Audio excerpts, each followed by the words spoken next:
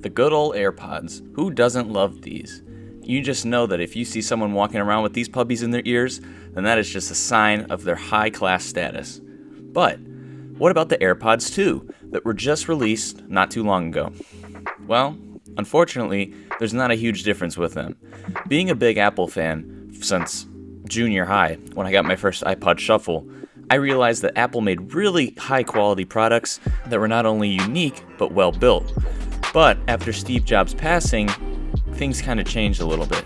So the Airpods 2 are going to be available to buy between March 25th and March 30th, and anyone who pre-ordered them will get them between March 27th and 29th. So let's compare the new Airpods versus the old model that actually came out in late 2016. So for starters, they actually look exactly the same. They have the same body, they're not any thinner, they're not any bigger, and they don't come in any different color options. Something that I heard a lot from people is that they really wanted it to come in preferably a black. Imagine seeing these in a glossy black. They would look nice.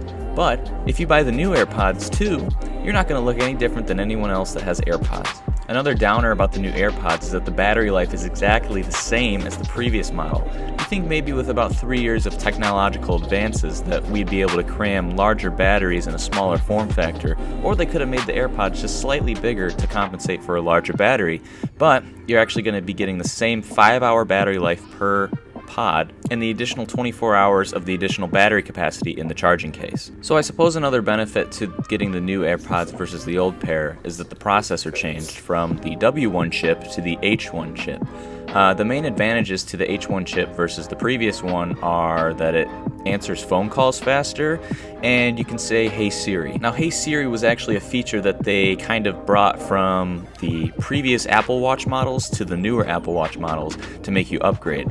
And I'm pretty sure they did that with some generation of the iPhone at some time. And not only that, Siri is still kind of an idiot, like almost Bixby level, so I don't even trust Siri to do talk to text because she gets most of the words wrong anyways, especially in a public setting where she can barely hear me. So if you go to Apple's website and you look at the pricing for the new AirPods, the AirPods with the charging case are still $160.